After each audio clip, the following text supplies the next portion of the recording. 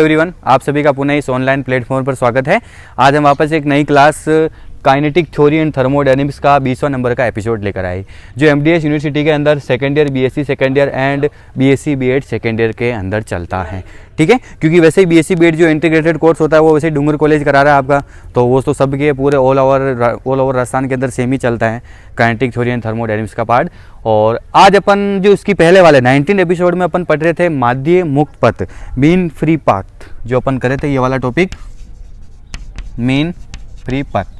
ठीक है, उसके अंदर अपन ने क्या देखा था, जनरली ये गैस के अंदर बहुत सारे अणु होते हैं, ये ऐसे बहुत सारे अणु तो एक दूसरे की तरफ क्या हो रहे हैं, कंटिन्यू गतिशील हो रहे हैं। तो अपन ने कोई भी एक अणु लिया और एक अणु की अपन ने गति देखी, बार बार टक्कर करेगा दूसरे अणु से, यहाँ तक पहुंचा, टक्कर करते वापस चेंज, तो इस प्रकार उसकी गति अनियमित टेढ़ी मेढ़ी कहलाती है। यही कहलाता था मुक्त पथ, जिसको अपन बोलते हैं फ्री पथ। फिर अपन ने देखा कि इस अणु का टोटल जो मुक्त पथ है उसका माध्य निकालना, वो कहलाएगा माध्य मुक्त पथ, और इसको अपन किससे रिप्रेजेंट करेंगे, लैम्डा से। और जनरल जो कंसेप्ट था वो अपने पास कल आ चुका था, लैम्डा बराबर v/t/n। n का मतलब उसमें टोटल चक्कर लगा रहा है, t समय में टोटल n चक्कर लगाता है। ठीक है, लेकिन ये इसका सफिशिएंट फॉर्मूला नहीं है। अब अपन आज निकालेंगे इसका फॉर्मूला, माध्य मुक्त पथ का व्यंजक, फॉर्मूला ऑफ मीन फ्री पथ। तो चलो आइए, आज का अपना टॉपिक हो जाएगा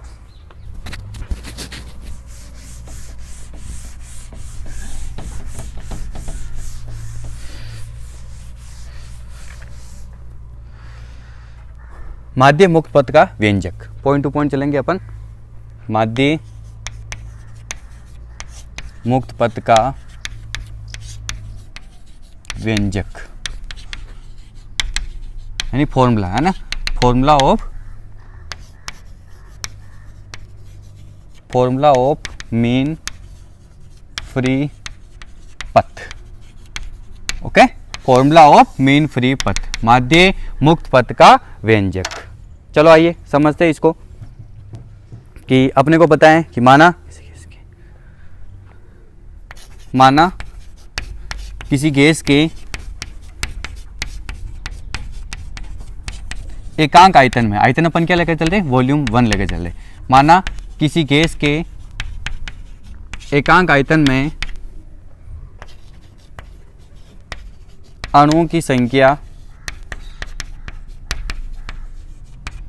स्मॉल n है, ये अपने को पता है। माना किसी गैस के एकांक आयतन में अणुओं की संख्या स्मॉल n है। माना किसी क्षण केवल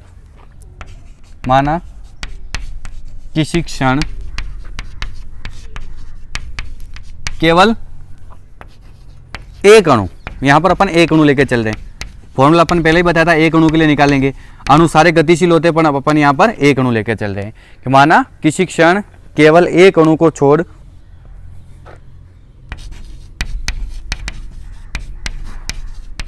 अन्य सभी स्थिर है। देखिए ध्यान से देखिएगा आप, फॉर्मूला निकालने के लिए थ्योरी को अच्छे से इंपॉर्टेंट है थ्योरी, यहाँ पर कैसे कैसे इसके पॉइंट बन रहे हैं। अब देखिए अपन, मैंने आपको पहले ही बताया, अपन ने कोई से भी एक अणु की देखी, क्योंकि अपन सारे अणु देखेंगे तो n अणु बहुत सारे, तो अपन इस पर क्या हो जाएंगे, कंफ्यूज हो जाएंगे। इसलिए इसका फॉर्मूला निकालने के लिए साइंटिस्ट ने क्या किया, पर्टिकुलर एक अणु लिया। तो अपन यहाँ पर क्या ले रहे हैं, देखो यही लाइन लिखी कि माना किसी क्षण केवल एक अणु को छोड़ अन्य सभी स्थिर है। मान लिया स्थिर है, क्योंकि अपन एक ही अणु को देख रहे, दूसरी तरफ अपन नजर ही नहीं जा रही। तो अपने पास ऐसे देखो डायग्राम बनेगा इस प्रकार कि ये अणु ऐसे बिल्कुल सर्कुलेशन रूप में होता है, थोड़ा इसको अपन बढ़ा दिया, और किसी क्षण ये दूसरे से जाकर इस प्रकार टक्कर करता है। थोड़ा इसको साइज इनकी दोनों की इक्वल रखना, मेरे से ऊपर नीचे हो सकती है, आपको ध्यान रखना है ना। अणु की साइज क्या होती है, समान होती है। ये दूसरे से जाकर क्या कर रहा है, टक्कर कर रहा है। तो अगर अपन यहाँ से यहाँ तक का देखते हैं, यहाँ से यहाँ तक इसकी रेडियस और यहाँ से यहाँ तक इसका क्या होगा, रेडिएशन, कुल मिलाकर यहाँ से यहाँ तक का डिस्टेंस कितना हो जाएगा अपने पास, डायमीटर के इक्वल हो जाता है। ठीक है, जो आपको पता है। तो अपने को पता है, माना इस अणु का डायमीटर d है, वायस क्या है, d है। इसी प्रकार इस अणु का डायमीटर भी क्या है, d है। तो अगर अपन यहाँ से यहाँ तक की डिस्टेंस बताए तो भी क्या हो जाएगी, d होगी। भाई यहाँ से यहाँ तक एक अणु की रेडियस होगी, यहाँ से यहाँ तक रेडियस होगी, रेडियस का डबल किसके बराबर होता है, डायमीटर के बराबर होता है। भाई ये अणु दूसरे अणु से तो टकरा रहा है, स्थिर अणु से जाकर टकरा रहा है, तो अपन उसी समय अध्ययन करना, एक अणु दूसरे अणु से जाकर टकराया। चलो आगे चलिए, वापस इसको हम समझते हैं कि और यह अणु जो मॉलिक्यूलर यहाँ पर चल रहा है, और यह अणु दूसरे अणु के मध्य दूसरे अणु के मध्य औसत चाल एवरेज स्पीड, दूसरे अणु के मध्य औसत चाल v बार से गति कर रहा है। क्लियर? ये अणु दूसरे अणुओं के मध्य औसत चाल v बार से गति कर रहा है। और वापस आगे लिखेंगे, माना अणुओं का व्यास, क्योंकि सारे अणु समान होते हैं, अपन ने देखा था गेसु के गत्यात्मक मॉडल के अंदर। माना अणु का व्यास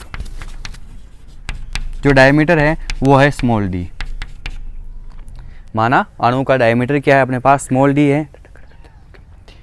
अतः टक्कर करते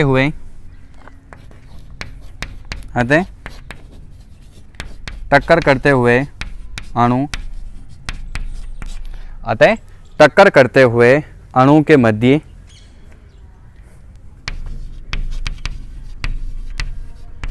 दोनों के केंद्रों से दूरी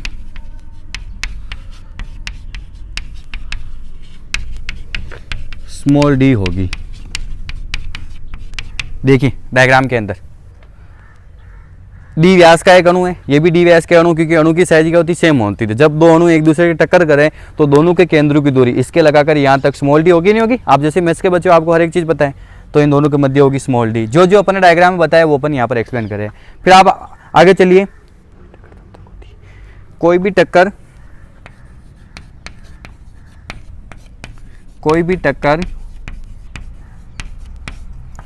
तब तक होती हैं,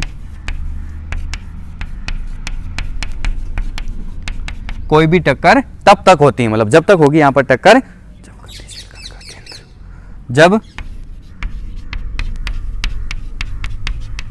गतिशील कण का केंद्र, थोड़ी थ्योरी है ना, थ्योरी लिख लेते हैं, फिर उसके बाद अपन इसको समझेंगे। शायद ये अभी इससे पहले वाला जो एग्जाम हुआ था उसमें माध्यम मुक्त पद का काइनेटिक थ्योरी के अंदर आया हुआ क्वेश्चन, इसलिए बहुत ही इंपॉर्टेंट चीज़ है, आप इसको नेग्लेक्ट मत करना।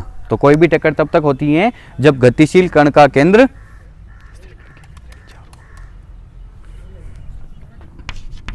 स्थिर कण के, यहां पर ऊपर लिख रहा हूं ना, स्थिर कण के केंद्र के चारों ओर, ठीक है, ध्यान रखना, ऐसे यहां पर अपन ऊपर लिखा, स्थिर कण के केंद्र के चारों ओर खींचे गए,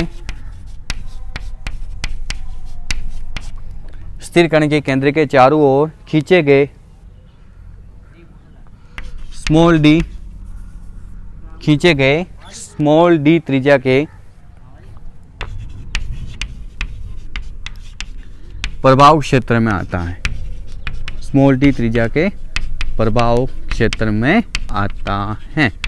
अब इसका मतलब क्या है मैं आपको समझाता हूँ कि यहाँ पर टक्कर तब तक होगी जब तक एक अणु दूसरे अणु के संपर्क में नहीं आ जाए। जैसे मान लिया एक कोई स्मॉल डी त्रिज्या का एक अणु है, तो ये उसके संपर्क में नहीं आएगा, तब तक टक्कर आपकी मतलब इफेक्ट नहीं कहलाएगी, ठीक है। तो मतलब तब तक ये अपने को मानना जब दोनों एक दूसरे से अटैचमेंट में नहीं आ जाए, तब दोनों अटैचमेंट आएंगे, तभी जाकर दोनों का डायमीटर कितना हो गया, डी ओ नहीं हो। अगर इसकी अपन रेडियस देखे तो d/2 और इसकी अपन रेडियस देखे तो d/2 हो जाएगा। बस ये थ्योरी अपन ने लिखी। क्या लिखी कि माना किसी गैस के एकांक आयतन में अणु की संख्या कितनी है, स्मॉल n है। फिर अपन ने देखा कि माना किसी क्षण केवल एक अणु को छोड़ अन्य सभी क्या है आपके स्थिर है, और यह अणु दूसरे अणु के मध्य औसत चाल क्या है v बार से गति कर। अब एक चीज़ देखिए, जैसे मान लिया ये अणु आपका गतिशील, ये अणु आपका गतिशील, अभी अपन आगे डायग्राम में देखेंगे, ये आपका पहला अणु गतिशील है, ये दो अणु के बीच में ऐसा आकर फंसेगा, अपन डायग्राम अपन देखेंगे, दो अणु हो गए तो उनके बीच में आकर फंस रहे हैं, तो इस वे में अपने को फिर अपन इसका फॉर्मूला निकालें, क्योंकि अणु बहुत सारे हैं, n अणु गैस के अंदर, तो वो जब एक अणु गतिशील है 2, 3, 4 अणु के बीच में आ सकता है। तो अब अपना डायग्राम वापस चेंज होगा यहाँ पर। तो देखिए अब अपना डायग्राम कैसे बनेगा, तो अपन ने क्या लिखा कि माना अणु का व्यास क्या है, स्मॉल डी, अतः टक्कर करते हुए अणु के मध्य दोनों के केंद्रों से दूरी क्या होगी, स्मॉल डी होगी, अपन ने बता रखा, ठीक है। और कोई भी टक्कर तब तक होती है जब गतिशील कण का केंद्र स्थिर जो कण है उसके केंद्र के चारों ओर खींचे गए स्मॉल डी त्रिज्या के प्रभाव क्षेत्र में आता है। चलो आइए आगे वापस इसको मिटा देते हैं, अपने को स्पेस कम पड़ता है इसलिए जगह चाहिए।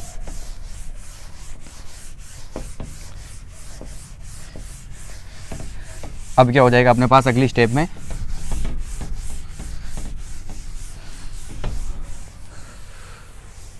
हाँ जी, अब आप देखिएगा अपना डायग्राम वापस चेंज होता है और अब अपन डायग्राम ऐसे बनाएंगे।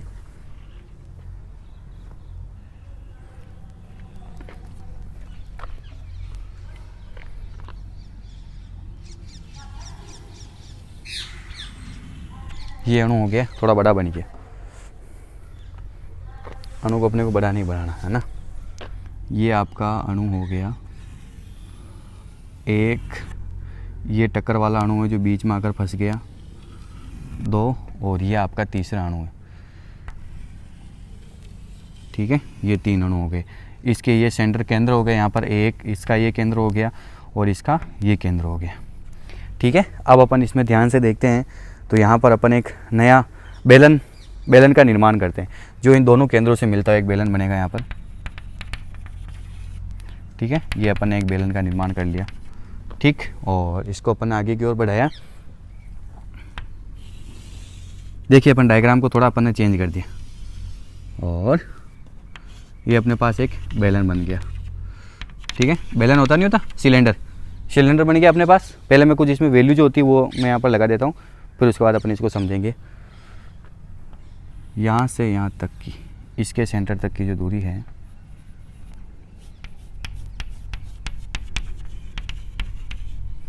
ठीक है, यहाँ से यहाँ तक, इसके सेंटर तक, और आपको पता है स्मॉल डी हो जाएगी।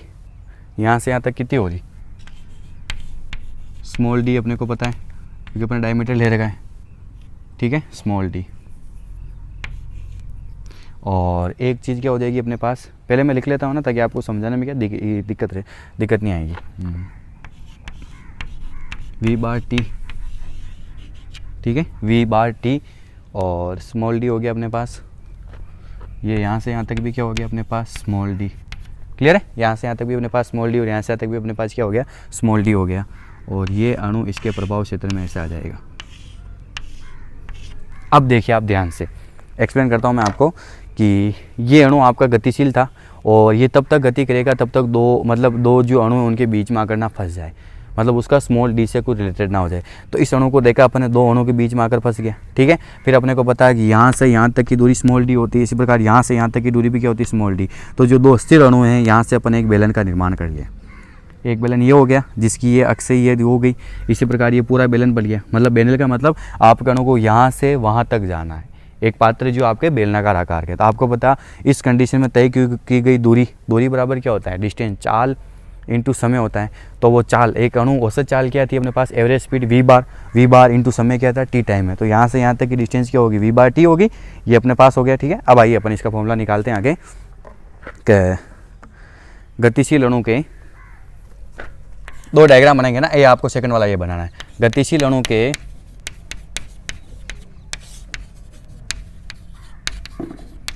प्रभावी काट का क्षेत्रफल, गतिशील अणु के प्रभावी काट का क्षेत्रफल। अब इसका रोल नहीं रहेगा, इसको अपन मिटा देते हैं। सिग्मा बराबर पाई डी स्क्वायर। गतिशील अणु है, गतिशील अणु गोले का आकार का है और उसका क्षेत्रफल अपने यहाँ पर सिग्मा से रिप्रेजेंट कर दिया। और आपको पता है किसी वृत्त का, सर्कुलर मोशन का क्षेत्रफल क्या होता है, पाई आर स्क्वायर। तो यहाँ पर अपने पास क्या हो जाएगा, पाई डी स्क्वायर। ये काट का क्षेत्रफल, बेलनाकार काट बन गया ना, तो यहाँ से यहाँ तक इसकी रेडियस डी कहला रही। जो बेलनाकार आपका अनुप्रस्थ काट बना यहाँ पर, इसकी रेडियस तो डी हो गई, तो इसका क्या हो जाएगा, पाई डी स्क्वायर। वापस आगे चलिए आप, माना समय अंतराल, जो टाइम इंटरवल है आपका, माना समय अंतराल टी में, जो आपका टाइम इंटरवल है, माना समय अंतराल टी में गतिमान अणु चलता हुआ v बार टी दूरी क्या करता है, वो तय करता है। v बार टी दूरी तय करता है, गतिमान अणु चलता हुआ v बार टी दूरी तय करता है और v बार टी लंबाई तथा सिग्मा अनुप्रस्थ काट सिग्मा अनुप्रस्थ काट वाले अनुप्रस्थ काट वाले बेलन का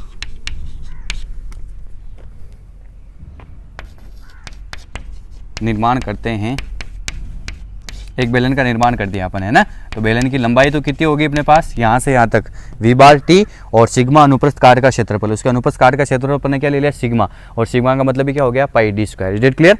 आगे चलिए आप निर्माण करते हैं, जिसका आयतन क्या हो जाएगा, जिसका वॉल्यूम बराबर क्षेत्रफल इंटू मोटाई। ठीक है, तो क्षेत्रफल कितना हो गया आपके पास पता है, पाई डी स्क्वायर, ठीक है, और क्षेत्रफल इंटू मोटाई, तो क्षेत्रफल कितना अपने पास, sigma into we bar t. मोटाई का मतलब इसको इतना ही चल रहा है, यहाँ से यहाँ तक क्या मोटाई या दूरी एक ही बात है, sigma into we bar T. ठीक है, अब अपने को पता, वापस आगे, चूंकि पात्र में कितने अणु हैं, n अणु हैं, चूंकि पात्र में n अणु है, ठीक है, चूंकि पात्र में n अणु हैं, अतः उन अणुओं की संख्या, चूंकि पात्र में n अणु हैं, अतः उन अणुओं की संख्या क्या हो जाएगी, 30 सेकंड में, जो t सेकंड में गतिशील अणु से टक्कर करते हैं। एक बार मैं लाइन लिखता हूँ ना, आपको समझाता हूँ। t सेकंड में गतिशील अणु से टक्कर करते हैं। सारी संख्या अपन देखेंगे भाई, वो t समय में इस पूरे को पार कर रहा है, बेलनाकार जो सिलेंडर बन गया इस पूरे को t सेकंड में एक अणु पार कर रहा है। तो अपन यहाँ पर बताया, चूंकि पात्र में n अणु है, तो अतः उन अणुओं की संख्या जो t सेकंड में गतिशील अणु से टक्कर करते हैं, तो इसको अपन ऐसे बता सकते हैं कि बराबर n सिग्मा v बार t। ये होगा भाई, इसी के अंदर अणु है, जो आयतन है आपके, जो सिलेंडर है, ये सिलेंडर बना, उसका वॉल्यूम कितना है अपने पास, sigma into we bar t. अब आपको पता है कि एक अणु जब बार बार गतिशील हो रहा है तो उसी आयतन के अंदर गतिशील हो रहा है, यानी n अणु हो तो n अणु से वो कितनी बार टक्कर करेगा, तो ये हो जाएगा अपने पास n सिग्मा v बार टी। वापस आगे चलिए, वापस फॉर्मूला चेंज होगा, t सेकंड में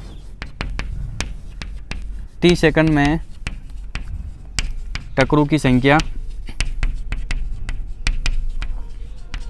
t सेकंड में टक्करों की संख्या बराबर सिग्मा n सिग्मा v बार टी। ठीक है, t सेकंड में टक्करों की संख्या n सिग्मा v बार टी, या अपन इसको ऐसे भी लिख सकते हैं कि पाई डी स्क्वायर एन, सिग्मा का मान कितना है, पाई डी स्क्वायर एन को अपने पीछे लिख दिया v बार टी। ये होगी अपने पास t सेकंड में जब एक अणु गतिशील होता है तो कितने अणु से टकरा रहा, उसकी संख्या अपन इस प्रकार रिप्रेजेंट कर सकते हैं। वापस आइए, अपने को बोर्ड मिटाना पड़ेगा। ये डायग्राम मैंने आपको एक्सप्लेन कर दिया अच्छे से। सबसे पहले अपन ने क्या निकाला कि गतिशील अणु के प्रभावी काट का क्षेत्रफल जो इस बेलनाकार क्षेत्रफल के अंदर आ रहा है, यहाँ से यहाँ तक रेडियस कितनी होगी d, सिग्मा बराबर क्या हो जाएगा, पाई डी स्क्वायर। फिर अपन ने देखा कि माना समय अंतराल t में गतिमान अणु चलता हुआ v बार t दूरी तय करता है, तो v बार टी दूरी, यहाँ से यहाँ तक कितनी दूरी तय कर रहा है, ये v बार टी। तो फिर अपन ने क्या किया, v बार टी लंबाई और सिग्मा अनुप्रस्थ काट वाले एक बेलन का निर्माण किया, सिलेंडर बनाया था यहाँ पर, जिसका वॉल्यूम आपको पता है, वॉल्यूम फॉर्मूला कैसे निकालते हैं अपन, एरियाज इंटू उसकी हाइट, थिन कितना है, उसकी मोटाई कितनी अपन देखते हैं। तो क्षेत्रफल हो गया सिग्मा इंटू मोटाई, ये हो गई, यहाँ से यहाँ तक बेलन की मोटाई अपने पास क्या हो गई, v बार टी, जो अपने पास लिखा हो। ठीक है, फिर इसके बाद अपन ने देखा चूंकि पात्र में कितने अणु, n अणु है, तो अतः उन अणुओं की संख्या जो t सेकंड में गतिशील अणु से टक्कर करते हैं, तो n अणु और उस जो पूरा सिस्टम बना वो क्या बना, सिग्मा v बार टी। तो इसका मतलब t सेकंड में टक्करों की संख्या कितनी हो जाएगी, एक अणु जब कितने अणु से टकरा रहा है उनकी संख्या n सिग्मा v बार टी, और सिग्मा का मान पता था अपन क्या लिख सकते हैं, पाई डी स्क्वायर n v बार टी। आगे चलिए, आगे क्या हो जाएगा अपने पास,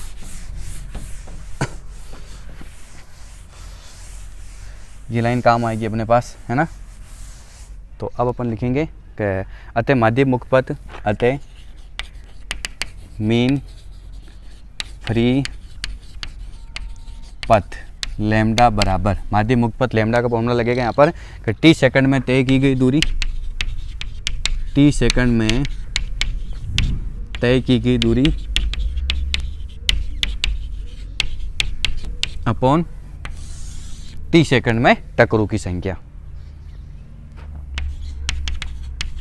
t सेकंड में टकरों की संख्या, ये होता है t सेकंड में तय की गई दूरी और अपॉन ऊपर आया था ना चाल इंटू समय, अपने इसका फॉर्मूला निकाला था लैम्डा बराबर v बार टी, तय की गई दूरी चाल इंटू समय अपॉन टकरों की संख्या, अपन ने n चक्कर लगाए थे और यहाँ पर अपन स्मॉल n लेकर चल रहे थे, वही सिस्टम यहाँ पर लग रहा है कि t सेकंड में तय की गई दूरी अपॉन t सेकंड में चक्रों की संख्या। तो अपने पास क्या हो जाएगा, लैम्डा बराबर ऊपर तो हो जाएगा v बार टी अपॉन t सेकंड में टकरों की संख्या कितनी हो रही है, पाई डी स्क्वायर एन v बार टी। ठीक है, तो जब आप इसको सोल्व करोगे तो अपने पास क्या हो गया, 1 upon pi D square N, equation number first. ये अपने पास कोई पर्टिकुलर एक वैल्यू आ जाती है कि लेमडा बराबर 1 upon pi D square N, lambda का मान ये आ गया। लेकिन अब अपन इस फॉर्मूले को सीधा चेंज करेंगे। अपने को पता है यहाँ पर अपन एक अणु गतिशील बताया, सभी को स्थिर रखा था क्योंकि मान निकालने के लिए एक अणु लिया, सबको स्थिर लिया, लेकिन ऐसा नहीं होता है, सारे अणु गतिशील होते हैं। तब अपन इस फॉर्मूले का व्यापक रूप इसको अपन इसका जनरलाइजेशन करेंगे और इस फॉर्मूले को अपन बड़ा करके कैसे लिखेंगे, तो अपन लिखेंगे कि उपरोक्त सूत्र को, थ्योरी लिख रहा हूँ मैं यहाँ पर, उपरोक्त सूत्र को व्युत्पन्न करते समय, है ना, उपरोक्त सूत्र को व्युत्पन्न करते समय माना गया कि उपरोक्त सूत्र को व्युत्पन्न करते समय क्या माना गया कि उपरोक्त सूत्र को व्युत्पन्न करते समय माना गया कि केवल एक अणु गतिशील है। यहाँ पर हो जाएगा आपका यह है माना गया कि केवल एक अणु गतिशील है। अपने स्टार्टिंग में लिखा था एक ही अणु गतिशील है, केवल एक अणु गतिशील है, लेकिन ऐसा नहीं होता है, वह अन्य स्थिर है। एक अणु गतिशील है, वह अन्य स्थिर है। ठीक है, उपरोक्त सूत्र को व्युत्पन्न करते समय यह माना गया कि केवल एक अणु गतिशील है, वह अन्य स्थिर है, जबकि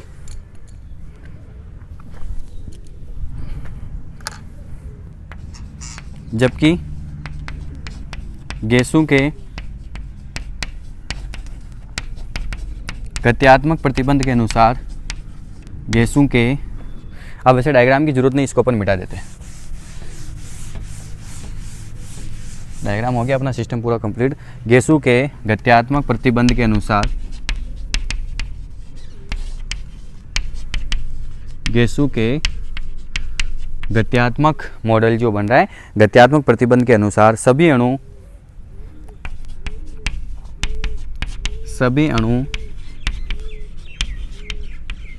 भिन्न भिन्न वेगों से गतिशील होते हैं। सभी अणु क्या होते हैं आपके, भिन्न भिन्न वेगों से गतिशील होते हैं। अतः मैक्सवेल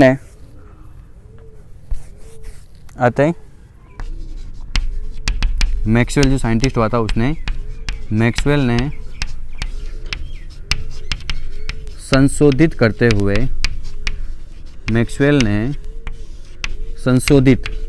वापस इसमें संशोधित किया और मैक्सवेल ने संशोधित करते हुए माध्य मुक्त पथ का निम्न सूत्र दिया। सभी अणु भिन्न भिन्न वेगों से गतिशील होते, माध्य मुक्त पथ का निम्न सूत्र दिया। ठीक है, मैक्सवेल ने संशोधित किया और संशोधित करने के बाद माध्य मुक्त पथ का निम्न सूत्र दिया, लैम्डा बराबर 1/√2 पाई डी स्क्वायर एन। ये हो गया आपके पास माध्य मुक्त पथ का स्टैंडर्ड फॉर्मूला। पहले ही बताया था, यहाँ तक दिक्कत नहीं थी, यहाँ तक अपने सोल्व कर लिया। लेकिन फिर क्या किया अपने, ये थ्योरी लिखी यहाँ पर कि इस सूत्र को अपने प्रूफ करते समय ये माना गया कि केवल एक ही अणु गतिशील, अपन ने क्या माना था, एक ही अणु गतिशील है, लेकिन गैसों के गत्यात्मक मॉडल के अनुसार सारे अणु गतिशील होते हैं। सभी अणु, ये देखो, सभी अणु भिन्न भिन्न वेगों से गतिशील होते हैं। तो मैक्सवेल ने संशोधित कर दिया, मैक्सवेल ने इस फॉर्मूले में संशोधित किया और उसने माध्य मुक्त पथ का नया सूत्र दे दिया, लैम्डा बराबर, ये मान तो ऐसे कैसे ही उसने √2 और ऐड कर दिया। ये कैसे आया, कुछ नहीं आया, इसका कोई भी वर्णन नहीं, इसलिए आपको सीधा ये फॉर्मूला याद रखना है। सीधा उसने लिखा कि माध्य मुक्त पथ का जो संशोधित फॉर्मूला बनेगा वो बन जाएगा लैम्डा बराबर 1/√2 पाई d²n। यहाँ तक तो ठीक था, और लास्ट में अपने पास ये फॉर्मूला ऐसे बन जाता है। अब आप देखिए, n उसके नंबर है, पाई आपको पता कांस्टेंट होता है, d अपन रेडियस मान सकते हैं, उसका डायमीटर मान सकते हैं, ये आपको पता, कभी कभी इसको अपन घनत्व भी लिख सकते हैं। भाई डी को अपन क्या लिख सकते हैं, अपन घनत्व भी लिख सकते हैं। अब ये आपका फॉर्मूला कंप्लीट है। अब अपन इस फॉर्मूले को 2-3 अलग अलग रूपों में चेंज कर सकते हैं। कैसे कर सकते हैं, तो आइए अपन इसका पहला पॉइंट नंबर 1, ये फॉर्मूला है ना माध्य मुक्त पथ का, लैम्डा बराबर 1/√2 पाई d²n। तो आइए ये घनत्व पर कैसे निर्भर करता है अपन देखते हैं।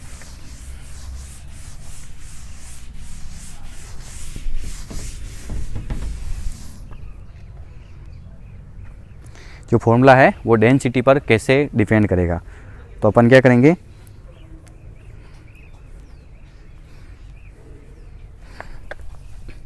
नंबर 1, माध्य मुक्त पथ की घनत्व पर निर्भरता, डेंसिटी पर है ना,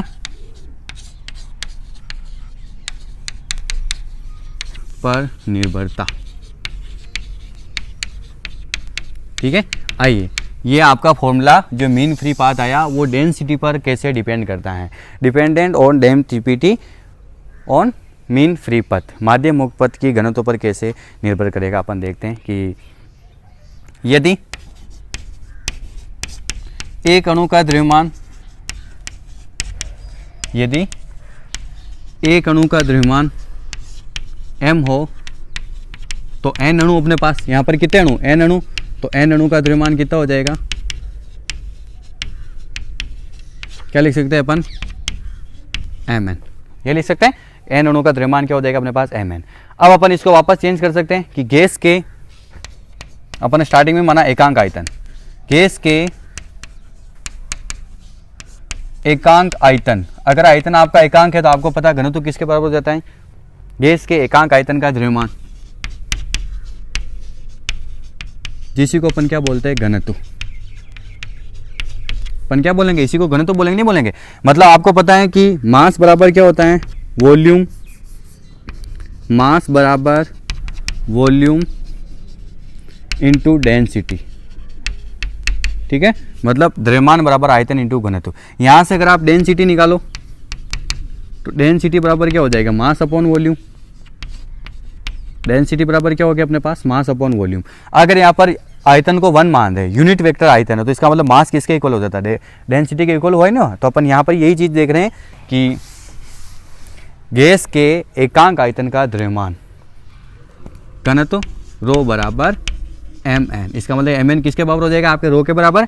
अब आगे चलिए कि n का मान, यहाँ से n बराबर क्या हो जाएगा, यहाँ से n बराबर m अपॉन रो का मान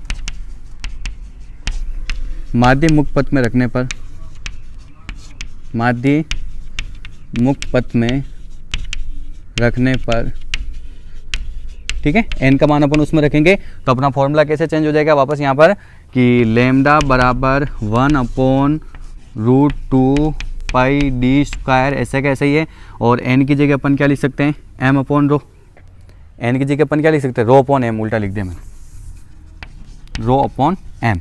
तो यहाँ पर तो क्या हो जाएगा, रो और ऊपर क्या चला जाएगा, m, ये हो जाएगा। तो आप इसको मिटा दीजिए, तो अब अपने पास नया फॉर्मूला क्या हो जाएगा, लैम्डा बराबर m/√2 पाई d² रो। अर्थात यहाँ से क्या लिख सकते हैं अपन कि लैम्डा इज प्रोपोर्शनल टू 1/रो, कि किसी गैस के एकांक आयतन जो घनत्व होता है वो माध्य मुक्त पथ के क्या होता है, व्युत्क्रमानुपाती होता है। ठीक है, तो अपन लिखेंगे यहाँ पर कि अर्थात किसी पात्र में, अर्थात किसी पात्र में गैस के अणु का माध्य मुक्त पथ, किसी पात्र में गैस के अणु का माध्य मुक्त पथ उसके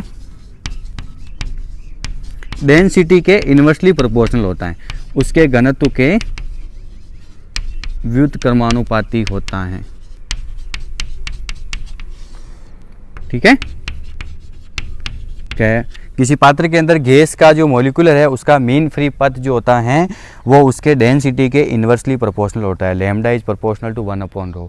ये हो गया आपका कि जो माध्य मुक्त पथ है वो किस पे डिपेंड कर रहा है, माध्य मुक्त पथ की घनत्व पर निर्भरता। एक सेकंड पॉइंट अपन और पढ़ेंगे इसमें। सेकंड पॉइंट हो जाएगा आपका, ऐसे फॉर्मूला है ना, क्योंकि ये न्यूमेरिकल में काम आता है। जनरली फॉर्मूला ये होता है अपने को कहाँ पर इसका रोल होता है, इसका रोल होता है अपने पास जब अपन न्यूमेरिकल सॉल्व करते हैं। भाई न्यूमेरिकल में अपने को क्या पूछा गया तब जाकर अपन इसको यहाँ पर समझ सकते हैं। ठीक है, तो अब अपन देखेंगे कि माध्य मुक्त पथ की ताप T तथा दाब P पर निर्भरता। अब देखिए मीन फ्री पथ का जो फॉर्मूला आएगा उसमें टेम्परेचर T भी होना चाहिए और प्रेशर P भी होना चाहिए। अब अपन ऐसे कैसे निकालेंगे, अब वापस इस फॉर्मूले को चेंज करेंगे। तो चलो आइए, आइडियल गैस की अवस्था समीकरण क्या कहती है, आदर्श गैस की अवस्था समीकरण क्या कहती है,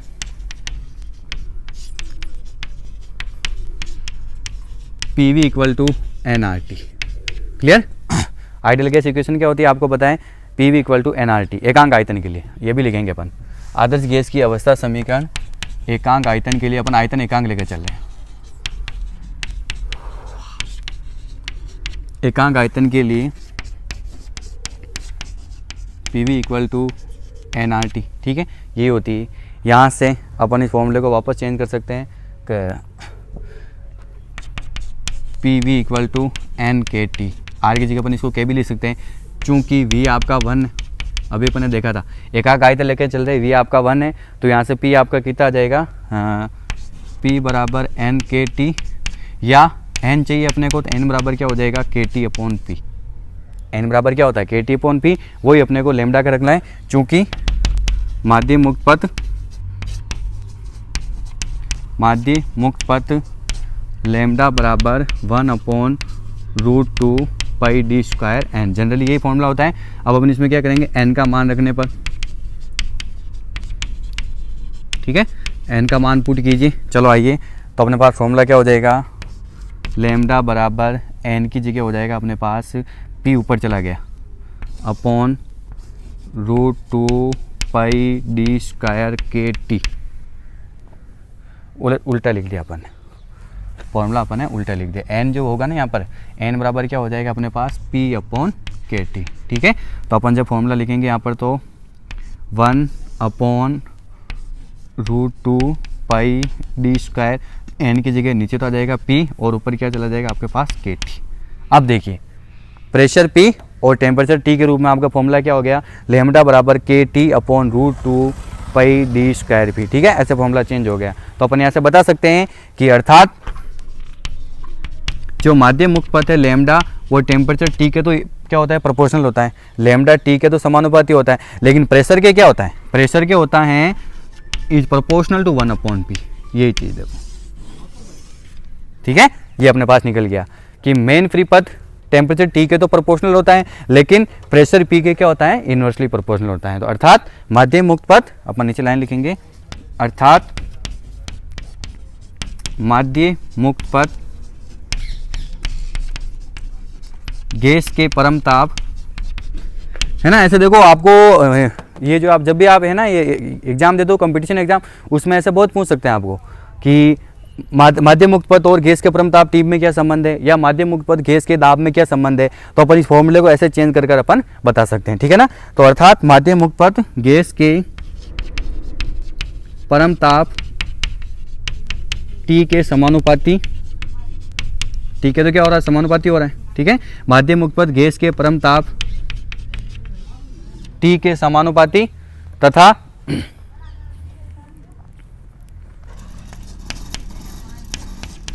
दाब P के व्युत्क्रमानुपाती होगा।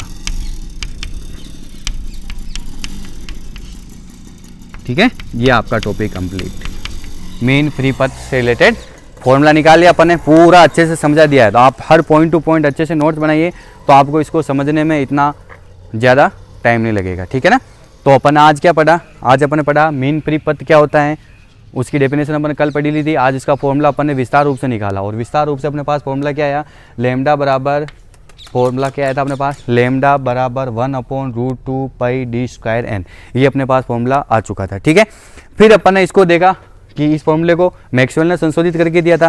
फिर अपन ने देखा कि इस फॉर्मूले का 2-3 पार्ट देखा अपन ने। ये फॉर्मूला घनत्व पर कैसे डिपेंड कर रहा है, माध्यम मुक्त का फॉर्मूला घनत्व d, रो, टेम्परेचर T और प्रेशर P, गैस के प्रेशर P पर कैसे निर्भर करेगा। तो पहला पॉइंट अपन ने देखा कि माध्यम मुक्त पथ की घनत्व पर निर्भर था, तो अपने पास जस्ट पहला आ चुका है कि वो घनत्व के गैस के घनत्व के क्या होता है, इन्वर्सली प्रोपोर्शनल होता है। माध्यम मुक्त पथ गैस के घनत्व के इन्वर्सली प्रोपोर्शनल होता है, जो अपन ने देख लिया, ठीक है। फिर अपन ने इस क्लास इसमें देखा, इस पॉइंट में, कि वो जो गैस के ताप T और दाब P पर कैसे निर्भर करेगा, पूरा सिस्टम से मैंने सॉल्यूशन कर रखा है।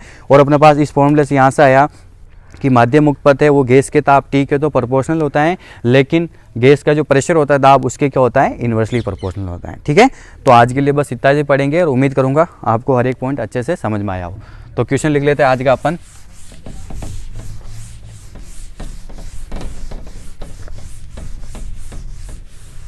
आज का क्वेश्चन हो जाएगा आपका,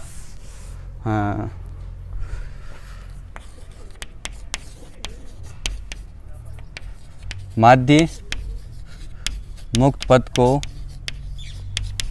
समझाते हुए बताइए कि, माध्य मुक्त पथ को समझाते हुए बताइए कि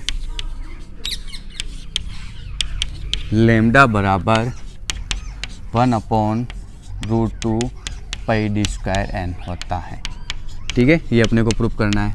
फिर उसके बाद दूसरा क्वेश्चन, माध्य मुक्त पथ की गैस के घनत्व